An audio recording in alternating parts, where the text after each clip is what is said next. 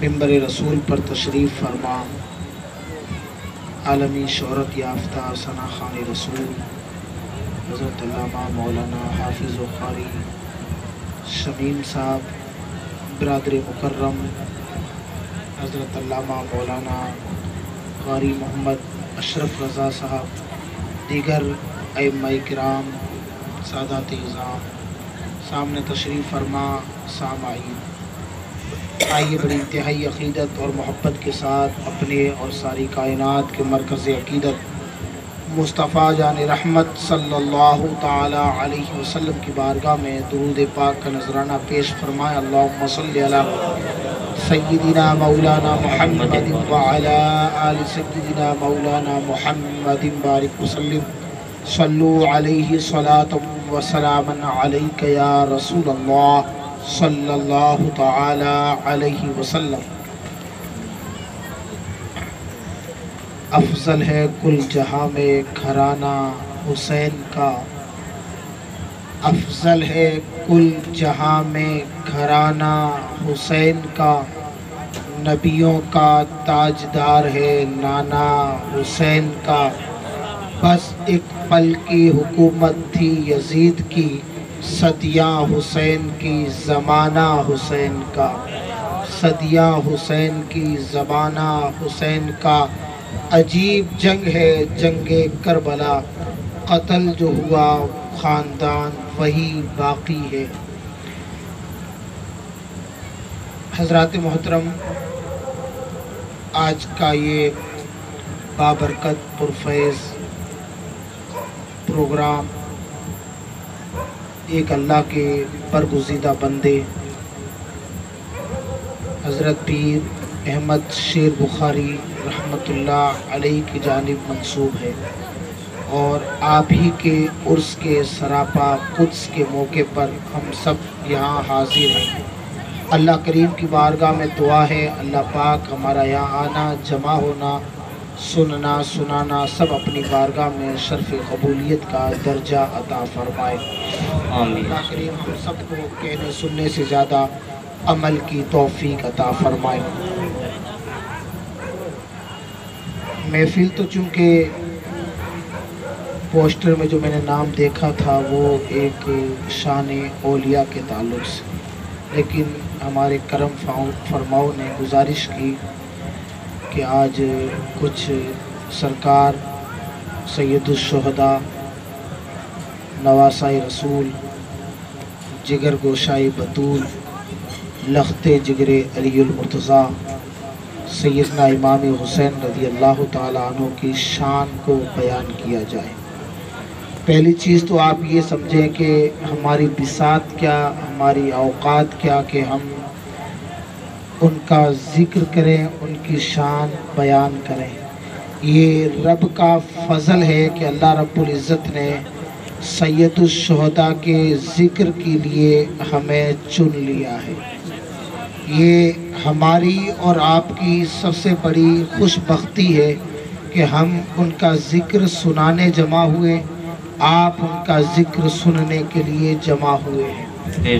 ایک چیز ہمیشہ یاد رکھیں کہ ہم چاہے اللہ والوں کا ذکر کریں، اللہ والوں کی شان بیان کریں، یا ہماری زبانوں پر ان کا نام آئے، تو یہ کوئی کمال نہیں ہے کہ ہم ان کا ذکر کرنے کے لیے بیٹھے ہوئے۔ ایک چیز ہمیشہ ذہن نشین کریں کہ جب ان کا ذکر ہماری زبانوں پر آتا ہے تو ہماری زبانوں سے پہلے ہمارا نام ان کی زبانوں پر آتا ہے، اور وہ ہمیں اپنا ذکر کرنے کے لیے چنتے ہیں، تب ہم یہاں جمع ہو کر کے اللہ کے محبوب بندوں کا ذکر کرتے ہیں۔ اگر وہ نہ چنے تو ہماری کوئی اوقات نہیں ہے کہ بغیر ان کے چاہے ہم ان کا ذکر کر سکیں۔ اس لیے کہ حضور غوث پاک کا ایک قول یاد آتا ہے، آپ فرماتے ہیں جب تک میں نہ چاہوں کسی کی زبان پر میرا نام آ ہی نہیں سکتا۔ غوث پاک فرماتے ہیں کہ میرے چاہنے سے لوگ میرا نام لیتے ہیں، تو مجھے بتائیں جب تک غوث اعظم نہ چاہے تب تک ہماری زبانوں پر ان کا پاک نام آ نہیں سکتا. تو جب غوث پاک کے بغیر چاہے ہماری زبانوں پر ان کا ذکر ان کا نام نہیں آ سکتا. تو جب تک امام حسین نہیں چاہیں گے تب تک ہماری زبانوں پر ان کا نام نہیں آ سکتا. تو یہ آج جو ہماری زبانوں پر ان کے چرچے ہیں، ان کے نغمے ہیں، اور ہماری زبانوں پر جب آج ان کا ذکر ہے تو یہ کوئی کمال نہیں.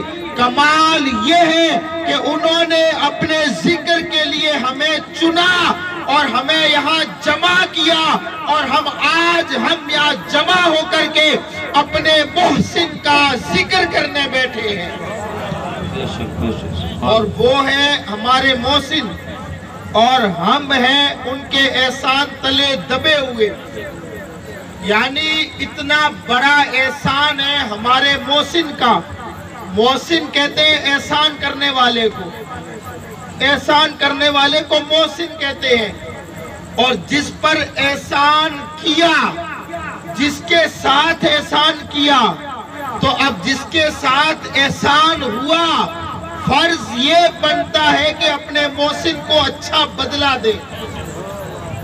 اور جس کے ساتھ احسان ہوا ہے، میری بات سمجھیے گا، جس کے ساتھ احسان ہوا اور جس کے ساتھ احسان کیا گیا وہ کبھی اپنے محسن کے احسان کو فراموش نہیں کرتے ہیں، نہ بھلاتے ہیں. جب جب ان کا دن آتا ہے جمع ہو کر کے اپنے محسن کا خیر کے ساتھ ذکر کرتے ہیں. ورنہ ہم تو انہیں کیا بدلا دیں.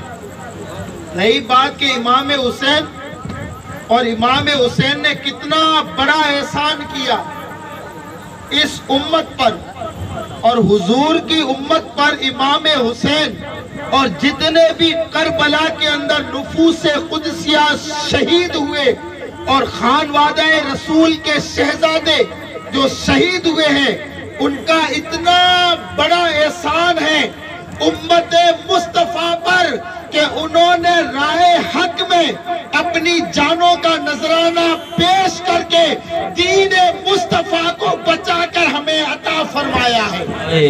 بے شک بے شک. اس سے بڑا احسان کیا چاہیے؟ اتنا بڑا احسان کیا امام حسین نے کہ حضور کے دین کو بچایا. کیونکہ یہ جو لڑائی تھی نا، یہ یزید اور امام حسین کی لڑائی نہیں تھی.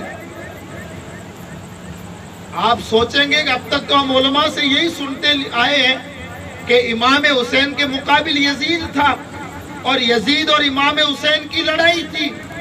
امام حسین اور یزید کی لڑائی نہیں تھی، یزیدیت اور حسینیت کی لڑائی تھی.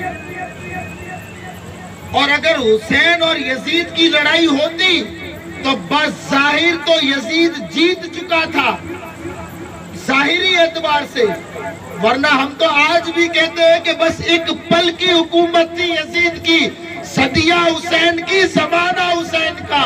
بے شک بے شک. زندہ رہنے سے کوئی جیت نہیں مانی جاتی ہے. اگر بظاہر دیکھا جائے حسین اور یزید کی لڑائی تو بظاہر تو امام حسین کربلا کے میدان میں شہید ہوئے اور آپ نے اپنی جان کا نذرانہ پیش کیا، اور ظاہر میں یزید تو جیت چکا تھا. لیکن لڑائی یزید اور حسین کی نہیں، لڑائی حسینیت اور یزیدیت کی تھی. قیامت کی صبح تک یزیدیت تو مٹی میں ملی، حسینیت زندہ ہو گئی. بے شک بے شک. حسینیت زندہ ہو گئی. لیکن آج ہمیں امام حسین کی ذات کو سمجھنا ہے. امام حسین صرف ایک شخص کا نام نہیں، امام حسین مکمل ایک فکر کا نام تھا، اور امام حسین مکمل ایک انجمن کا نام تھا، اور امام حسین ایک بہت بڑی یونیورسٹی کا نام تھا. امام حسین ایک نظریے کا نام تھا. اور جب امام حسین کی شان کو سمجھنا ہے نا، تو شان کو سمجھنے سے پہلے ان کی اولاد کے مقام کو سمجھو. اس لیے کہ کسی کاریگر کی کاریگری کو اگر ماننا ہے تو پھر جس کاریگر نے جو عمارت بنائی ہے اس سے اس کاریگر کی کاریگری کا معلوم ہوتا ہے، اور اس سے اس کاریگر کی کاریگری کا پتہ چلتا ہے کہ یہ عمارت اتنی خوبصورت ہے، یہ بلڈنگ اتنی خوبصورت ہے، تو بنانے والا کاریگر کس کمال کا ہوگا، کس کمال کا ہوگا۔ مثال کے طور پر تاج محل کتنا خوبصورت ہے، نظریں ٹک جاتی ہیں جب اس کو دیکھتے ہیں تب۔ تو مجھے بتائیں جب تاج محل اتنا خوبصورت ہے تو تاج محل بنانے والے کاریگر کا کمال کتنا بڑا ہوگا، اور وہ کس شان کا مالک ہوگا جس نے یہ تاج محل بنایا ہے۔ تو جب غوث اعظم، غریب نواز اور بڑے بڑے بزرگوں کو جب دیکھتے ہیں تب پتہ چلتا یار جب ان کی اتنی بڑی شان تو ان کے دادا حسین کا مقام کتنا بڑا ہوگا۔ سبحان اللہ۔ سمجھنا ہے نا امام حسین کی شان کو۔ آقا کریم صلی اللہ تعالی علیہ وسلم کی اہل بیت کے ایک عظیم فرد کا نام ہے حسین۔ اہل بیت کا مطلب حضور کا خاندان۔ آپ میری بات سمجھ تو رہے نا؟ میں شیرنی دیکھ کے فاتحہ لگاتا ہوں، آپ جیسا سننا پسند کرو گے ویسا سناؤں گا۔ حالانکہ میں جانتا ہوں کہ آج کی محفل ایک اللہ کے ولی کی جانب منسوب ہے، انشاءاللہ آخر میں اس کا بھی تذکرہ کریں گے۔ اللہ رب العزت نے قرآن مقدس میں ارشاد فرمایا قُلْ لَا أَسْأَلُكُمْ عَلَيْهِ أَجْرًا إِلَّا الْمَوَدَّةَ فِي الْقُرْبَى۔ اللہ رب العزت نے فرمایا میرے محبوب تیری امت سے فرما، تیری امت سے کہہ دے کیا کہ جو کچھ میں نے تمہیں دیا ہے اس پر مجھے کوئی بدلہ نہیں چاہیے۔ مثال کے طور پر حضور کا کتنا بڑا احسان ہے امت پر۔ ہم جہنمی تھے، حضور نے جنتی بنایا۔ آج جو ہمارے سروں پر عزت کے جو تاج ہے یہ مصطفیٰ جان رحمت کے قدموں کی برکت ہے، حضور کے قدموں کا صدقہ ہے۔ ہمیں اللہ کے رسول نے ظلمت کے اندھیرے سے نکال کر جو ایمان کی روشنی عطا فرمائی ہے یہ بہت بڑا احسان ہے مصطفیٰ جان رحمت کا، بڑا احسان ہے حضور کا۔ آقا کریم صلی اللہ علیہ وسلم جب مدینہ تشریف لائے تو حضور کی شریک حیات بھی زیادہ تھی، آپ کی 11 شریک حیات تھی، اور بظاہر کوئی پاس میں انکم کا بھی ذریعہ نہیں تھا۔ تو صحابہ کرام نے ایک مشورہ کیا، مشورہ یہ تھا کہ کچھ مال کو جمع کیا جائے، وہ مال نہ تو دین میں لگے، نہ مسجد نبوی کی تعمیر میں لگے، نہ کسی اور کام میں لگے، وہ مال ہم پرسنلی طور پر حضور کو دے ہدیہ اور تحفے کے طور پر، تاکہ اس مال کے ذریعے اللہ کے رسول صلی اللہ تعالی علیہ وسلم اپنے فیملی کے، اپنے گھر کے اخراجات کو پورا کر سکے اور آسانی کے ساتھ اللہ کے رسول صلی اللہ تعالی علیہ وسلم کی زندگی گزر سکے۔ یعنی بظاہر مال نہیں تھا، ورنہ تو حضور کی شان یہ ہے کہ مالک جنت ہے وہ پاس کچھ رکھتے نہیں، دو جہاں کے خزانے ہیں ان کے خالی ہاتھ میں۔ یعنی بظاہر تو حضور کے ہاتھ خالی تھے، لیکن اللہ رب العزت نے زمین اور آسمان کے خزانوں کی چابیاں مصطفیٰ کے ہاتھ میں عطا فرمائی۔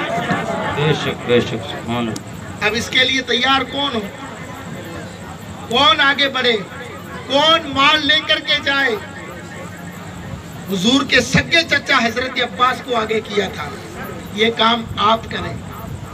حضرت عباس حاضر خدمت ہوئے مال لے کر کے، اور گفتگو بھی بڑی پیاری فرمائی، کیونکہ وہ لوگ بڑے اچھے تھے، اور جب اچھے لوگ تھے تو پھر گفتگو بھی بڑی اچھی کیا کرتے تھے، اور سچا عشق بھی تھا۔ حقیقت میں دیکھا جائے ہمیں اللہ والوں سے سچا عشق نہیں ہے، ہم صرف چاول کے بھوکے لوگ ہیں، اس میں بھی کوئی دو رائے نہیں ہے، کیونکہ جہاں چاول کا دانہ و مسلمان کا جانا، اللہ والوں کے مشن سے ہمیں کوئی مطلب نہیں، اللہ والوں کی تعلیم سے ہمیں کوئی مطلب نہیں. ہم تو صرف اس زمانے میں ہماری جتنی بھی درگاہیں ہیں، مجھے معاف کیجئے گا، جتنی بھی بڑی بڑی درگاہیں ہیں، صرف ایک پکنک کی جگہ رہ گئی ہے، گھومنے پھرنے کی جگہ. تھوڑی دیر جائیں گے، انجوائے کریں گے، ٹائم پاس کریں گے، گھومیں گے پھریں گے، پھر واپس آ جائیں گے. وہاں محفل چل رہی ہے، علماء بیٹھے ہیں، کوئی سروکار نہیں ہماری قوم کو اس سے. ہاں کاش اگر قوالی یہاں ہوتی نا تو پھر ہمارے نوجوان ٹوٹ پڑتے قوالوں پر، کیونکہ ہم نے اس زمانے میں دین بھی تو قوالوں سے سیکھنا شروع کیا ہے نا. آپ کے یہاں اس علاقے میں پتہ نہیں قوالی کا کیا مزاج ہے، یا لوگ قوالیوں کو پسند کرتے یا نہیں. میں تو اس علاقے سے آیا ہوں جہاں قوالی کا حال یہ ہے کہ جب محفل اور قوالی جب ساتھ میں ہوتی ہے تو قوم انتظار کرتی ہے کب یہ مولوی جان چھوڑے ہماری. یہ قوم انتظار کرتی رہتی کب یہ جان چھوڑے، ان کو 500 روپے دے کے روانہ کرے گھر، اور پھر 2 لاکھ روپے ہم اڑائے قوالوں پر.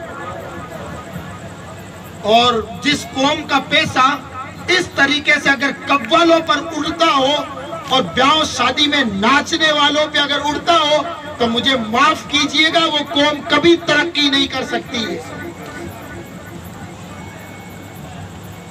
آج ہم نے دین ہی قوالوں سے سیکھنا شروع کر دیا، اور اسی کو ہم نے ممبر رسول کی زینت بھی بنایا ہے. خدا را لوگوں، اللہ والوں کے عرس میں آئے ہیں، اللہ والوں کی مزارات پہ آنا، فقط ان کے پیچھے سب سے بڑا جو مقصد ہوتا ہے وہ ان سے فیض حاصل کرنا ہے، وہ قرآن خوانی کرنی ہے، محفل میلاد میں بیٹھنا ہے، علماء اکرام کے نورانی بیانات سن کے اس پر عمل کرنا. یہ انسان کا مقصد اصلی ہونا چاہیے. ہم اپنے مقصد سے ہٹ چکے ہیں.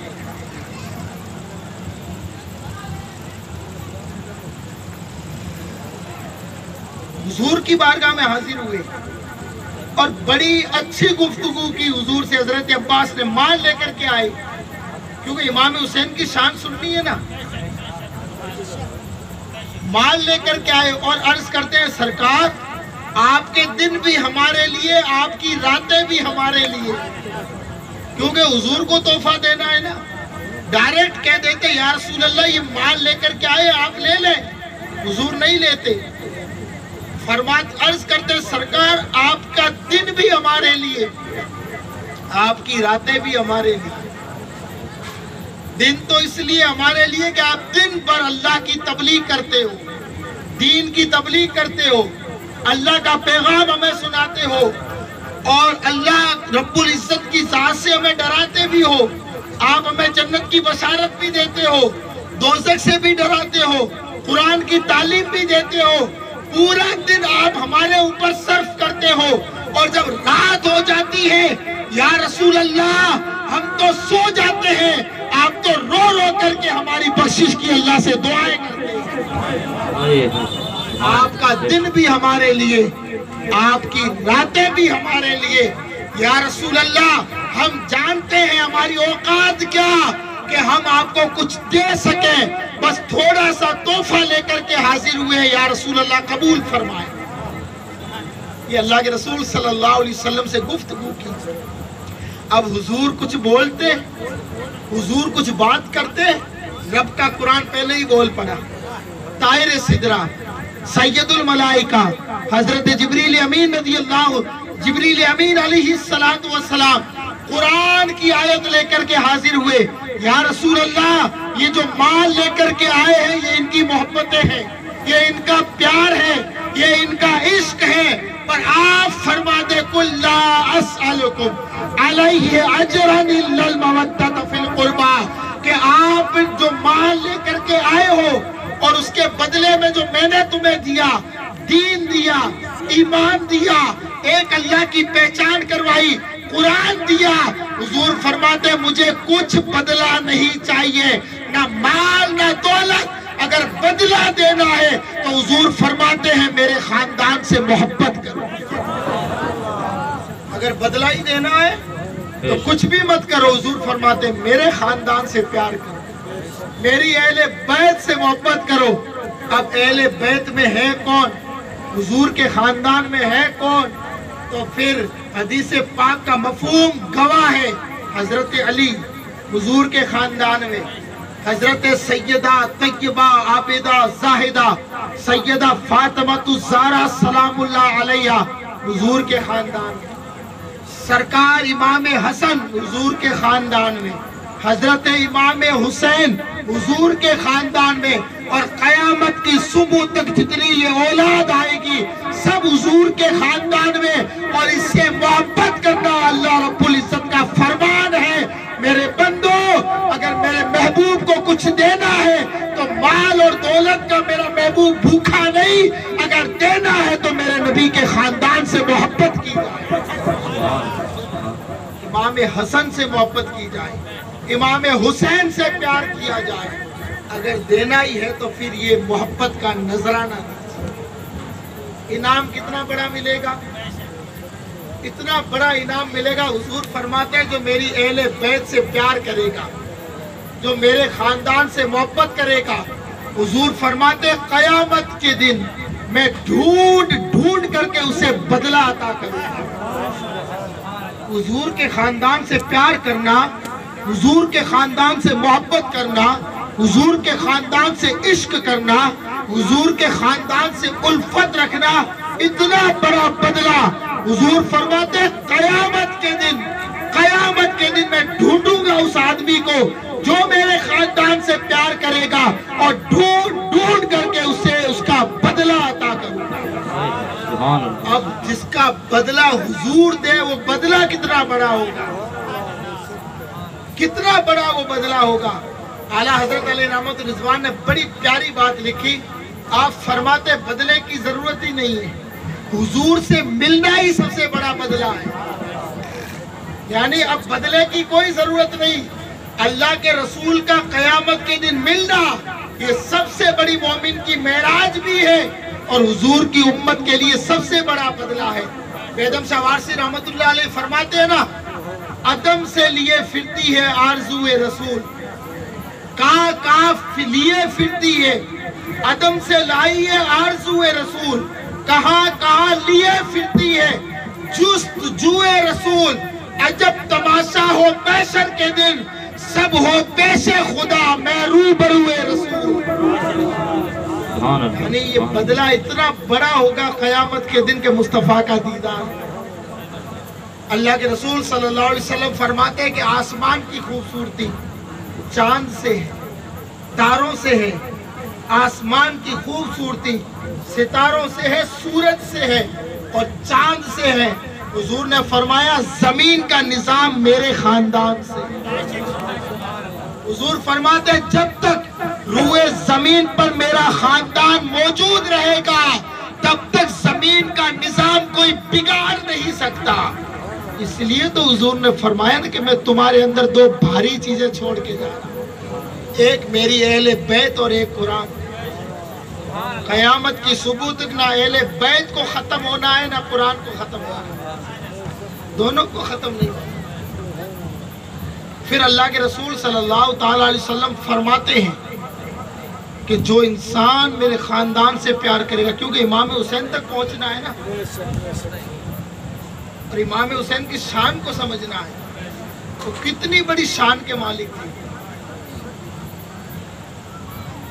آقا کریم صلی اللہ تعالیٰ علیہ وسلم نے فرمایا جو انسان میرے خاندان سے محبت کرے گا، میری اہل بیت سے محبت کرے گا، حضور فرماتے ہیں اللہ تعالیٰ جنت میں اسے وہ محل عطا فرمائے گا جس محل میں میں خود رہوں گا، عام محل نہیں،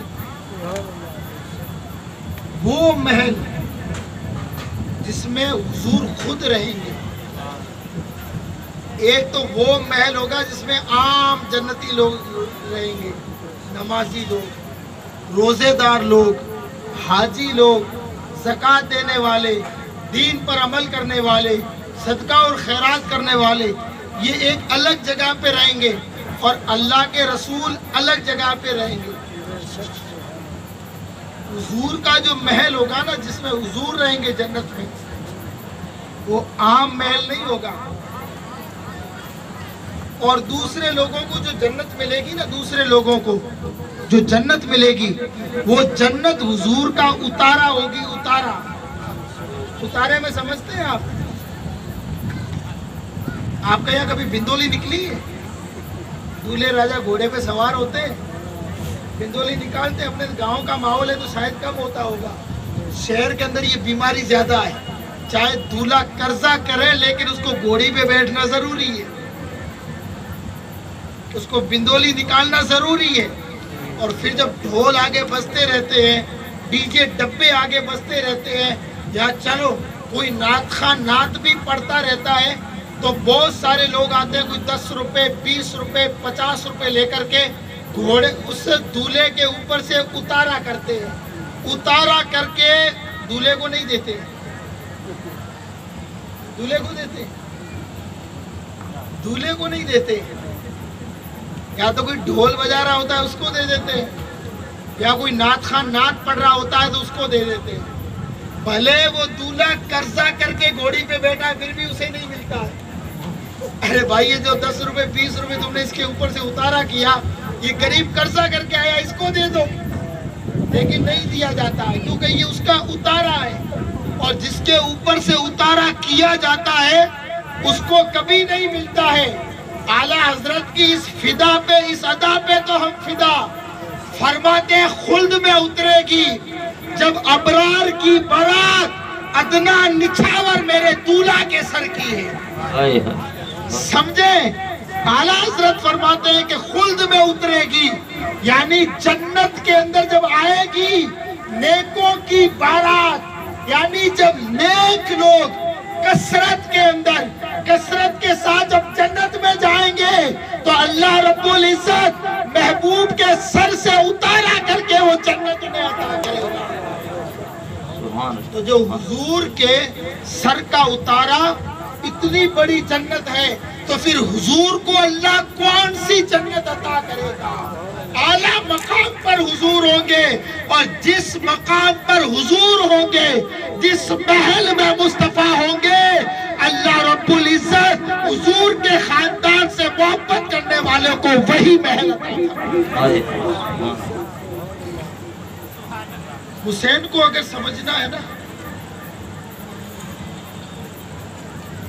تو پھر قرآن کو سمجھنا پڑے گا، حسین کو اگر سمجھنا ہے تو دین کو سمجھنا پڑے گا، اس لیے کہ جس دن قرآن سمجھ میں آیا حسین سمجھ میں آ جائیں گے، جس دن دین سمجھ میں آیا اس دن حسین سمجھ میں آ جائیں گے، اور جس دن حسین سمجھ میں آئے اس دن دین سمجھ میں آ جائے گا۔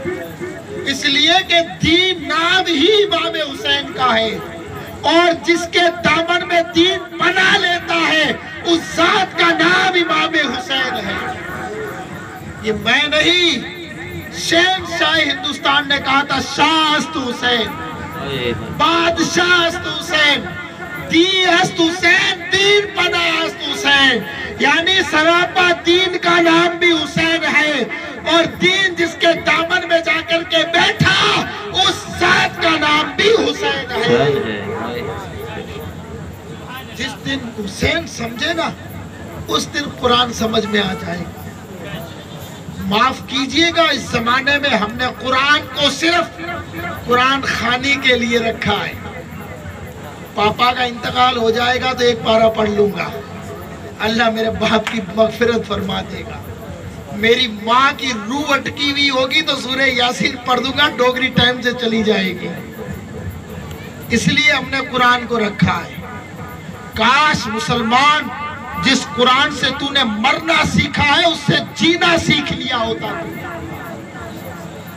حضرت عبداللہ بن عباس فرماتے رئیس المفسرین، آپ فرماتے میرے اونٹ کی اگر رسی گم ہو جائے تو میں قرآن سے تلاش کر لیتا ہوں۔ ہم نے ان کالے حرفوں کو کہاں تک سمجھا ہے؟ हुजूर गौस पाक फरमाते हैं कि काले हरफ कुरान के इसके पीछे सफेदी छुपी हुई है जो हमारे गुनाहों के कालेपन को नेकियों की सफेदी में तब्दील कर देती है। कभी कुरान को हमने समझा, कभी कुरान को समझने की कोशिश की। मिसाल के तौर पर आपका बेटा अगर फॉरेन में रहता हो और वो वहां रह कर के इतना ज्यादा वहां रह गया कि वहां की लैंग्वेज लिखने लग गया, जबान, अब अंग्रेजी में खत लिख रहा है, बात भी अंग्रेजी में कर रहा है। आपको अगर उस आदमी ने, उस आपके बेटे ने खत भेजा अमेरिका से इंग्लिश में लिख करके, जब तक आप उस खत को पढ़ाओगे नहीं किसी से सुकून नहीं मिलेगा। पता नहीं मेरे बेटे ने इसमें लिखा क्या है, दुख की खबर है या सुख की खबर है, मेरा बेटा वहाँ आराम से है या तकलीफ के अंदर है। आप किसी स्कूल में टीचर के पास जाओगे, आप इंग्लिश के मास्टर हो, जरा ये पढ़ के सुनाओ मेरे बेटे ने लिखा क्या है। जब तक आप उस खत को सुन नहीं लोगे, पढ़वा नहीं लोगे, सुकून नहीं मिलेगा। अरे मुसलमान, जब तेरे बेटे का खत आता है इंग्लिश में और जब तक तू उसको सुन ना ले, पढ़ ना ले, समझ ना ले, सुकून नहीं मिलता है। 1400 साल पहले अल्लाह ने तेरे पास में एक पैगाम भेजा है कुरान की शक्ल में। क्या तूने ये कोशिश की समझने की कि आखिर मेरे रब ने मेरे लिए इसमें फरमाया क्या है, मेरे लिए क्या मैसेज है अल्लाह की तरफ से। ये 1400 साल से घर की ताक में पड़ा हुआ है, हमने कभी खोल करके समझने की कोशिश की। रही बात इमाम हुसैन की, तो मैंने कहा जिस दिन हुसैन समझ में आए तो कुरान भी आ जाएगा। कुरान को समझा था इमाम हुसैन ने, सर कट गया था फिर भी नेज़े पर कुरान जारी था, तब भी कुरान को नहीं छोड़ा, तब भी कुरान की तिलावत करते रहे और उम्मत मुस्तफा को ये दर्स देते रहे, मेरे नाना की उम्मत, मैंने करबला के अंदर कुरान को बचाया है। कुरान तुम्हें सिर्फ हिफाजत करनी है, जो चीज इंपोर्टेंट होती है उसी को बचाया जाता है। कभी कभार देखा है आपने, रात को सोने का वक्त होता है ना, फौरन कहते हैं जो ढंग ढांग कीमती चीज है वो घर के अंदर रख दो, बाकी भले बाहर पड़ी है, ताकि वो चोर की शरारत से महफूज रह सके। मिसाल के तौर पर अगर जलसा खत्म हो जाएगा, साउंड है, ये माइक सिस्टम है, ये हिफाजत से रख देंगे, चटाई भले यहाँ पड़ी है कोई तकलीफ नहीं, यानी ये कोई इम्पोर्टेंट नहीं है ज्यादा, ये ज्यादा इम्पोर्टेंट है, इसको छुपा के रखा जाता है।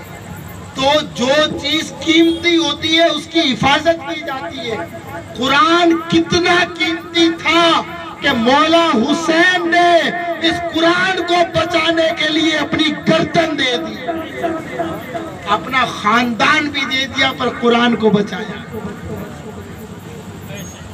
हम इससे दूर हो चुके हैं और इतने दूर हो गए कि इमाम साहब अगर 1.5 पारा कुरान पढ़ लेना तरावी में, तो तरावी के बाद उसका हम जनाजा निकाल देते हैं। 5 मिनट ज्यादा कैसे लग गए।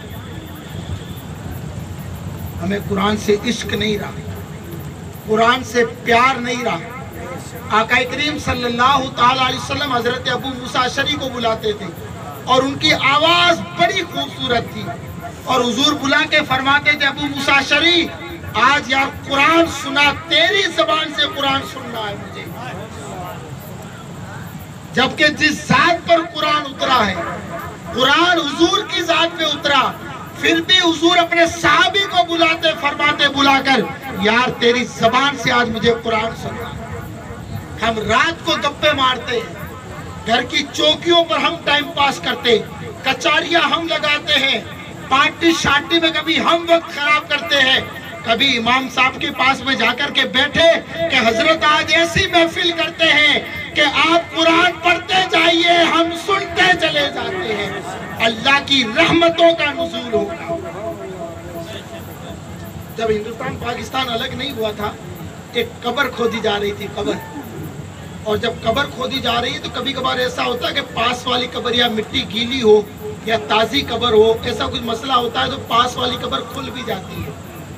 تو ایک قبر کھودی جا رہی تھی تو پاس والی قبر کھل گئی، اور جیسے ہی کھلی تو دیکھا ایک نورانی چہرے والے بزرگ آرام فرما رہے ہیں۔ ایسا لگ رہا ہے اب بھی دفن کیے ہو، کفن تک میلا نہیں۔ لوگ تو اس مردے کو تو دفنانا بھول گئے، اس کو دیکھنے لگ گئے۔ یار یہ کس خوش نصیب کی قبر ہے جس کا کفن بھی میلا نہیں، جس کے جسم کو بھی مٹی نے نہیں کھایا۔ یہ ہے کون؟ پتہ لگایا تو کہا فلاں علاقے میں ایک بوڑھی عورت رہتی، اس کے شوہر کی قبر۔ اس بوڑھی ماں کے پاس پہنچے اور کہا کہ یار تو بڑی خوش نصیب ہے کہ تو ایک جنتی شوہر کی بیوی ہے، بتا تو صحیح تیرے شوہر کی نیکی کون سی تھی؟ تیرا شوہر کون سا عمل دنیا میں کرتا تھا جس کی بنیاد پر اس کی قبر بکائے نور بنی ہوئی ہے اور مہک رہی تھی اور جنت بنی ہوئی تھی؟ اس بوڑھی عورت نے کہا میرے شوہر کا تو ایسا کوئی عمل نہیں تھا، وہ تو جاہل آدمی تھا، گاؤں میں جاتا تھا، جنگل میں پورا دن بکریاں چراتا تھا، اس کے علاوہ اس کا کوئی کام نہیں تھا۔ تو کہا پھر تیرے شوہر کی قبر کیسے جنتی بنی ہوئی؟ ہم ایسے آ رہے دیکھ کر کے جیسے کفن بھی میلا نہیں ہوا۔ اس بوڑھی عورت نے کہا ہاں میرا شوہر تھا تو جاہل، کچھ نہیں پڑا ہوا تھا، ایک عادت بڑی اچھی تھی، جب شام کو بکریاں چرا کر کے جنگل سے ہارا تھاکا ماندہ جب گھر پہ آتا تھا، غسل کرتا تھا، ستھرے کپڑے پہنتا تھا، اس میں عطر بھی لگاتا تھا، مصلی بچھا کے بیٹھتا تھا، قرآن کو ہاتھ میں لیتا تھا اور ایک ایک سطر پر ایک ایک لائن پر انگلی رکھتا اور کہتا تھا مولا میں تو بد نصیب ہوں، نہیں اس کلام کو پڑھ سکا، لیکن میرا یقین ہے کہ اس میں جو تو نے فرمایا حق فرمایا ہے، جو تو نے فرمایا میرے رب اس میں حق فرمایا ہے، کہ صرف اس نے اتنا یقین رکھا اللہ پاک نے اس کی مغفرت فرما دی۔ تو مجھے بتائے اس نے قرآن کو حق مانا اس کی مغفرت ہو سکتی ہے، تو جو اگر پڑھ کر کے عمل کرے گا تو اللہ اس کو کون سا کتنا بڑا مقام عطا فرمائے، اتنا بڑا اللہ رب العزت اسے مقام دے گا۔ قرآن کی تلاوت کو عام کیجیے، نماز کی پابندی کیجیے۔ سرکار امام حسین نے نماز کو کربلا میں بچایا تھا۔ آپ کے یہاں تو کیا ماحول ہے مجھے پتہ نہیں، ہمارے وہاں کثرت کے ساتھ بھیلواڑہ میں ایک ایک گلی کے اندر 10 دیگیں لگتی ہے کھچڑے کی، جس کو ہم حلیم بھی کہتے ہیں، اب بہت سارے لوگ اس کو دلیم بھی کہتے ہیں، اس میں بھی ایک اختلاف آ گیا ہے، تو ہم حلیم کے چکر میں پڑتے ہیں نہ دلیم کے، ہم تو کھچڑا سمجھتے ہیں۔ بہت سارے لوگ کثرت کے ساتھ محرم آیا اور کھچڑے کی دیگیں لگتی ہے۔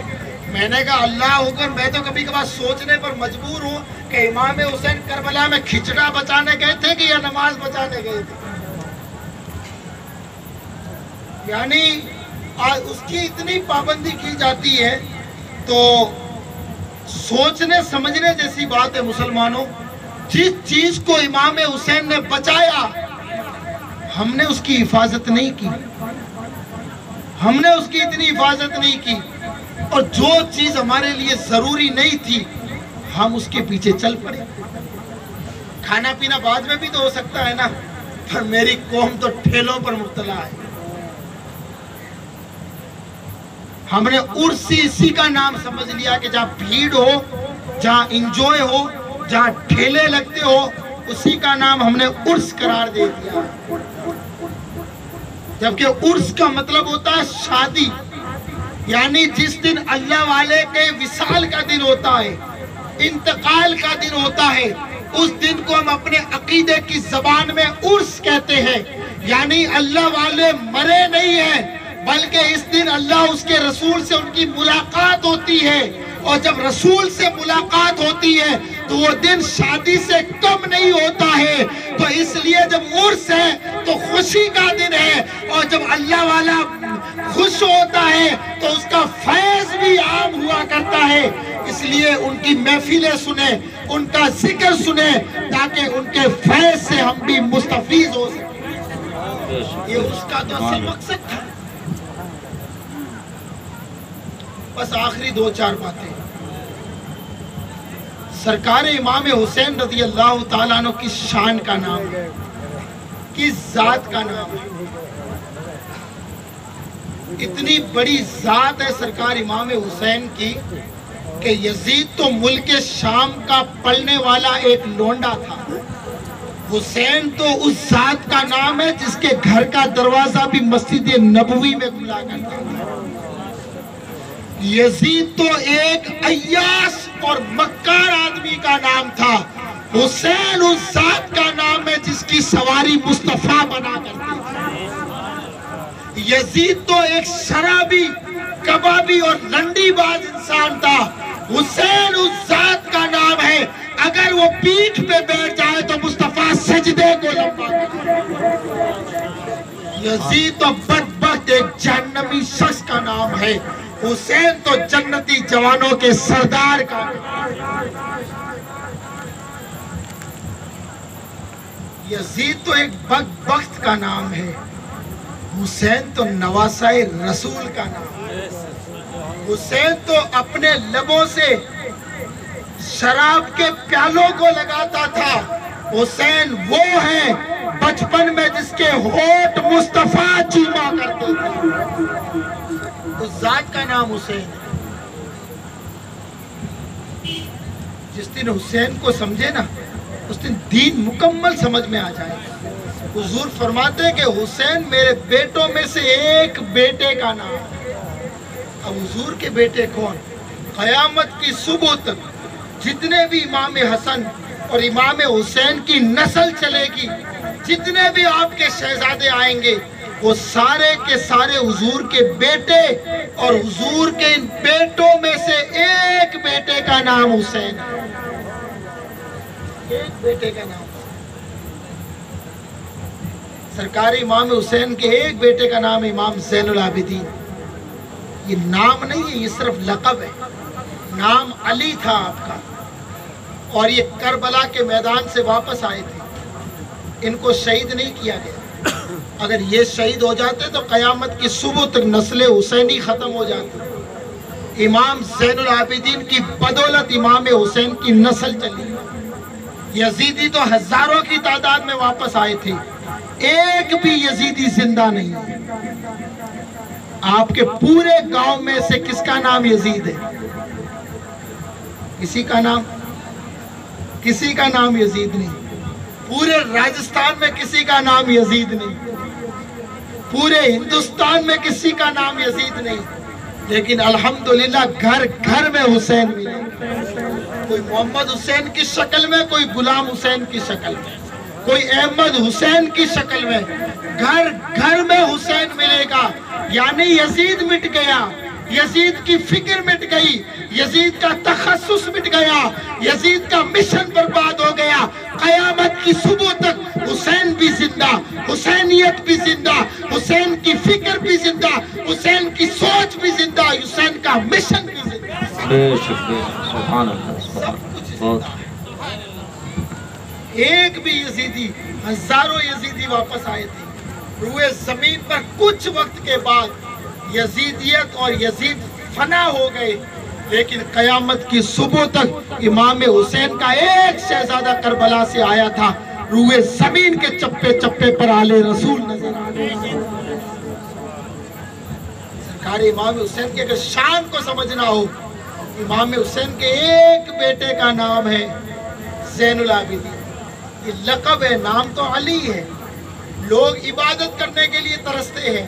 یہ عبادت کرنے والی زینت کا نام زین العابدین. نام ہے آپ کا علی, اور امام حسین کے بیٹے ہیں. امام حسین کے بیٹے کا نام بھی علی, امام حسین کے باپ کا نام بھی علی. اب لوگ پوچھتے حسین کس کو کہتے ہیں؟ ہم نے کہا جس کا باپ بھی علی ہو, جس کا بیٹا بھی علی ہو, اس کا نام حسین ہے. دوسرے لفظوں میں یہ سمجھے گا جس کے اوپر بھی علی, جس کے نیچے بھی علی, اس کا نام حسین ہے.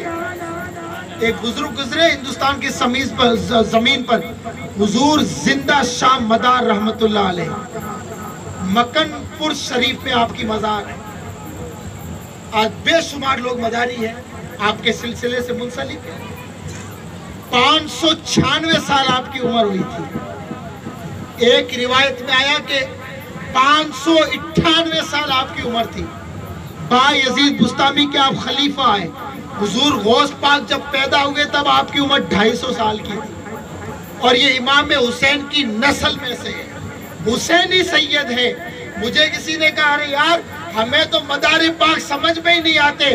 میں نے کہا آئیں گے کہاں سے؟ پہلے اس کی عمر بھی تجھے سمجھ میں نہیں آ رہی ہے. عمر سمجھ، بعد میں مدار سمجھ میں آئیں گے. اور مدار کے باپ کا نام حسین ہے. جب مدار سمجھ میں نہیں آئے تو حسین سمجھ میں کہاں سے آئے؟ سرکار امام حسین کے شہزادوں میں سے ایک شہزادے کا نام امام جعفر صادق رضی اللہ تعالی عنہ. کنڈوں کی نیاز ہم لگاتے ہیں، قیامت کی صبح تک لگاتے رہیں گے اور اپنے عقیدوں کو تازگی بخشتے رہیں گے. اللہ والوں کا عرس منانا، ان کا ذکر کرنا ایمان کو مضبوطی دیتا ہے، عقیدہ مضبوط ہوتا ہے. نعت رسول سنتے ہیں، ایمان میں تازگی پیدا ہوتی ہے، روح کو زندگی ملتی ہے. اس لیے لوگوں وقت ملے گانوں کو گولی مارو، کبھی کبھار وقت نکال کر کے اچھے نعت خواہوں سے مصطفیٰ کریم کی نعتیں سنا کر.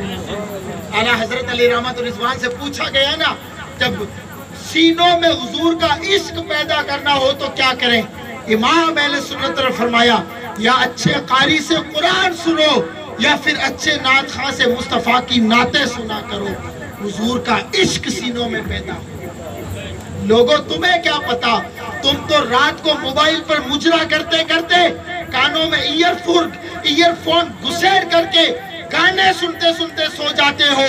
رات بھر میرا مصطفیٰ اپنی قبر کے اندر تمہارے درودوں کا انتظار کرتا رہتا ہے.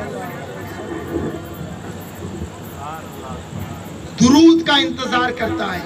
کبھی حضور کی ذات پر درود پڑھتے پڑھتے سویا کرو، حضور کی نعتیں پڑھتے پڑھتے سویا کرو. حضور کا عشق سینوں میں پیدا ہو. ایک شہزادے امام حسین کے جس کا نام امام جعفر صادق. امام حسین کو سمجھنا ہے نا، پھر سمجھے امام جعفر صادق کو. ہم سب الحمدللہ حنفی ہیں، حالانکہ اس زمانے کے اندر ہم اپنے امام کے تعارف سے بھی ناواقف ہو چکے ہیں. اگر پوچھ بھی لیں ہماری قوم مسلم کو آپ کے امام صاحب کون ہیں تو آپ تو فوراً بولیں گے قاری اشرف صاحب. الحمدللہ ایک اچھے امام آپ کو ملے، قدر کرنا ہم سب کا فرض ہے. بہت مدت کے بعد ایسے امام ملتے جو عوام کی نبض کو سمجھ سکے. اور جب تک ڈاکٹر نبض نہیں سمجھے گا، نبض نہیں پکڑے گا، تب تک اس کا علاج بھی نہیں کر سکتا. اچھے امام آپ کو ملے. اللہ تعالیٰ عمر میں برکتیں عطا فرمائے، علم میں، رزق میں اللہ تعالیٰ برکتوں کا نزول فرمائے. ہم سب کے امام ہے جس کی ہم تقلید کرتے ہیں، امام اعظم ابو حنیفہ. وہ اتنے بڑے امام ہیں. ابو حنیفہ آپ کا لقب ہے، نام نعمان بن ثابت تھا. اتنے بڑے امام ہیں کہ خدا کو 100 مرتبہ خواب میں دیکھا تھا. 100 مرتبہ خدا کو خواب میں دیکھا، اور 70 مرتبہ جس طرح آپ اور ہم آمنے سامنے بیٹھے اسی طرح رسول اللہ کو دیکھا تھا. خواب میں نہیں، جاگتی آنکھوں سے. اگر حضور خواب میں بھی آ جائے تو ہماری زندگی کی معراج ہو جائے. انہوں نے تو جاگتی آنکھوں سے دیکھا تھا. اپنی زندگی میں 55 حج کیے پیدل. 70,000 مرتبہ قرآن کا ختم کیا تھا. ایک رمضان میں 61 قرآن پڑھا کرتے. 2 رکعت نفل میں پورا قرآن پڑھتے تھے. 12,04,000 مسائل نکال کر کے امت مصطفیٰ کو عطا کیا. اتنا بڑا میرا امام. اور وہ امام جس کی جوتیاں سیدھی کرتا تھا اس کا نام امام جعفر صادق ہے.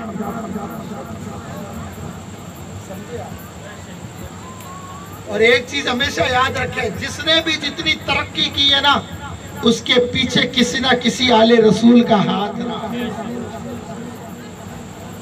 مجھے کسی نے کہا کہ یار آپ بڑے اچھے ہو، میں نے کہا میں اچھا نہیں ہوں، میرے پیچھے جو ہے نا وہ بڑا اچھا ہے۔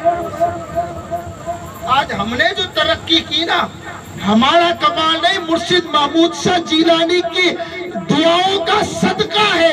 اور آج ہمارے سروں پر جو عزتوں کے تاج سجے ہیں، یہ محمود شاہ جیلانی کے قدموں کی برکت ہے کہ ہمارے پاس میں بھی نہ اٹھنے بیٹھنے کا سلیقہ تھا، نہ بات کرنے کا سلیقہ تھا۔ آج لوگ جو ہاتھ چوم رہے ہیں، یہ مرشدی محمود شاہ جیلانی کا کرم ہے، کرم۔ یہ بھی ایک آل رسول کا فیض ہے جو زمانہ ہمیں سلام کرتا ہے۔ بہت سارے لوگ کہتے ہیں صاحب ہمیں تو اللہ والوں سے کچھ نہیں ملتا ہے۔ ہم نے کہا بیچارہ غلط بھی نہیں کہہ رہا ہے، نہیں مل رہا اس لیے کہہ رہا ہوگا، ورنہ آج بھی ہم سے پوچھ ہمیں کیا نہیں ملا۔ 10 سال تک لونی شریف کے ٹکڑے کھائے، اتنا ملا کہ آج بھی ہم سینہ ٹھوک کر کے کہتے ہیں یہ ناز یہ انداز ہمارے نہیں ہوتے۔ جھولی میں اگر ٹکڑے سرکار تمہارے نہیں ہوتے، بے دام بک جائیے۔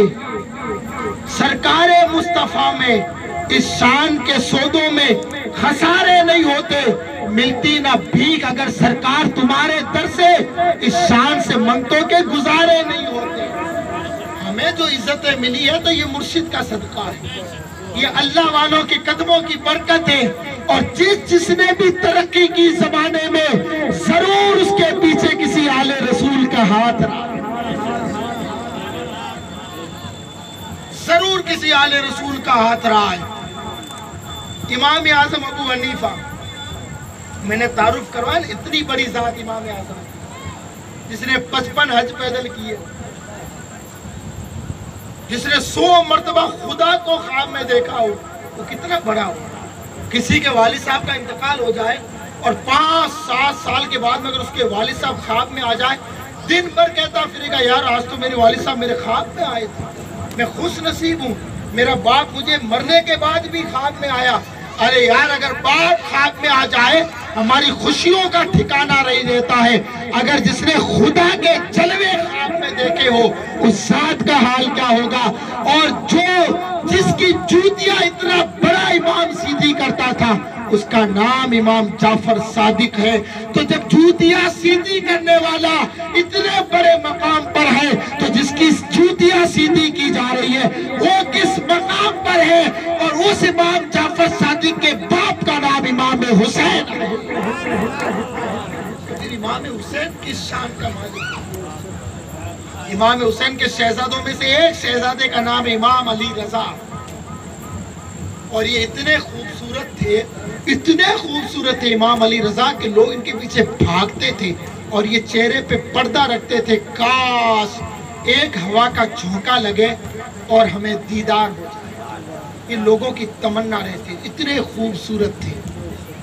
الحمدللہ امام علی رضا یہ امام حسین کے شہزادوں میں سے، آپ کی اولاد میں سے۔ کبھی کسی کو بغداد شریف کی حاضری نصیب ہو، دعا کرتے اللہ پاک اس پاک محفل کے صدقے ہمیں گوشت پاک کے تیار کی حاضری نصیب فرمائے۔ بغداد شریف میں ایک درگاہ ہے، ایک مزار ہے حضرت معروف کرخی کی، اور وہ اتنے بڑے بزرگ ہیں کہ گوشت پاک کے بھی پیروں کے پیر ہیں۔ اور گوشت پاک نے ان کے بارے میں فرمایا کہ مجھے جتنا فائدہ معروف کرخی کی قبر سے ہوا ہے کسی کی قبر سے نہیں ہوا۔ اب گوشت پاک کے اس فرمان سے معلوم ہوتا ہے کہ قبروں سے بھی فائدہ ہوتا ہے۔ آج بہت سارے لوگ کہتے ہیں چادر چڑھانا حرام، پھول چڑھانا حرام، فاتحہ پڑھنا حرام، ہاتھ اٹھانا حرام، نیاز حرام، وہ نیاز حرام۔ ہم کہتے ہیں تیرے فتوے تیرے پر رکھ، تیرے پاس رکھ۔ ایسے فتووں کو تم جوتی کی نوک پر رکھتے ہیں۔ ہمارے لیے تیرا قول معتبر نہیں، ولیوں کے امام گوشت پاک کا قول کافی ہے۔ میرا گوشت فرماتا ہے کہ قبر سے فائدہ ہوتا ہے۔ اب یہ معروف کرخی تھے کون؟ امام علی رضا، جو میں نے کہا نا پردہ رکھتے تھے۔ ایک دن ایک مجلس میں جا کے بیٹھ گئے، آپ پردے میں تھے۔ ایک بچہ آیا مجوسی، आग की पूजा करने वाला जिसका इस्लाम से कोई ताल्लुक नहीं, मुसलमान भी नहीं है, कलमा पढ़ने वाला भी नहीं, मजलिस में आके बैठ गया। और जब मजलिस में आकर के बैठा और इमाम अली रजा का पर्दा हट गया, पर्दा हटा, आंख से आंख मिली, दिल दे बैठा, गिर के कदमों पे कुर्बान हो गया, पढ़ लिया कलमा, मुसलमान हो गया, वो बच्चा मुसलमान हो गया। इमाम अली रजा की निगाहें ऐसी काम कर गई, वही बच्चा बड़ा होकर के हजरत मारूफ करखी बन गया। ये है हुजूर के खानदान की शान, कि इमाम हुसैन के बेटे की शान ये कि अगर नजर पड़ जाए उसे कलमे की दौलत भी मिल जाए और अल्लाह विलायत भी दे दे। तो जब बेटे का ये हाल है तो फिर बाप की अजमतों का हाल क्या होगा। बहुत सारे लोग कहते हैं इमाम हुसैन करबला में प्यासे शहीद हुए। मैंने कहा शर्म करो यार। बहुत सारे लोग कहते हैं इमाम हुसैन पानी को तरस गए। हमने कहा नादान, बकवास मत कर, इमाम हुसैन पानी को नहीं तरसे, पानी तरस गया था हुसैन के लबों से लगने के लिए। वरना गरीब नवाज इमाम हुसैन के शहजादे का नाम है, उन पर पृथ्वीराज ने पानी बंद किया तो आपने एक प्याले के अंदर पूरे अना सागर की अनानियत को खत्म करके उसको एक कूजे में ले लिया। तो जब शहजादा इतना बड़ा काम कर सकता है तो बाप क्यों नहीं कर सकता। भाई मिना के मैदान में नबी के शहजादे ने एड़ियां रगड़ी थी, इमाम हजरत इस्माइल अलैहिस्सलाम ने, वो भी नबी के शहजादे थे, एड़ियां रगड़ी, अल्लाह ने ज़मज़म का चश्मा जारी कर दिया। हुसैन भी तो नबी का नवासा है, नबी का शहजादा है। अगर इब्राहिम अलैहिस्सलाम का बेटा एड़ियां रगड़ सकता है, ज़मज़म निकाल सकता है, तो फिर मुस्तफा का बेटा क्यों नहीं निकाल सकता। ये तो अल्लाह की रजा पर राजी थे, वरना एड़ियां रगड़ना दूर की बात, मेरा हुसैन अगर एक इशारा कर देता, करबला दूर की बात, पानी का चश्मा जमीन के चप्पे चप्पे से निकल पड़ता। मेरे फुरात की औकात क्या है, वो तो अपना रुख फेर लेती आले रसूल के खेमों की तरफ। बस सिर्फ वो अल्लाह की रजा पे राजी थे, ताकि इन यजीदियों को पता चले कि हमने जो 3 दिन तक पानी बंद किया है, मेरा हुसैन इस नेरे फुरात का भूखा नहीं है। और 3 दिन तक पानी बंद हुआ, 3 दिन तक पानी बंद हुआ। इसलिए कि आदमी भूखा रह सकता है, प्यासा नहीं रह सकता। अच्छे अच्छे लड़खड़ा जाते हैं और अच्छे अच्छों के कदम भी डगमगा जाते हैं, लेकिन ये नबी का नवासा था। 3 दिन तक प्यासा रहा पर कदम नहीं लड़खड़ाए और साबित कदमी रहे और मुकम्मल तरीके से दीन पर डटे रहे, ताकि यजीदियों को पता चले इसको दुनिया के पानी की कोई जरूरत नहीं, बचपन से मुस्तफा की जबान को चूस कर आया हो। और जो बचपन से हुजूर की जबान चूस के आया हो, दुनिया के पानी की उसे कोई जरूरत नहीं। ये अल्लाह की रजा पे राजी थे और मुस्तफा के हाथों से जामे कौसर उन्हें पीना। लोगों, इमाम हुसैन के मिशन को जिंदा करो, इमाम हुसैन के मिशन पर अमल करो। आपकी तालीमात और करबला के मैदान से जो आपने पैगाम दिया था, वो पैगाम यही था कि कत्ल हुसैन असल में मर्ग यजीद है। इस्लाम जिंदा होता है हर कर्ब व बला के बाद। इस्लाम मुकम्मल हमसे कुर्बानी मांगता है, अब चाहे वक्त की कुर्बानी हो, चाहे पैसे की कुर्बानी हो, हर लिहाज से इस्लाम तुमसे कुर्बानी मांगता है। जितनी कुर्बानी तुम दोगे, इतने ही इस्लाम को तक़वियत मिलेगी। इस्लाम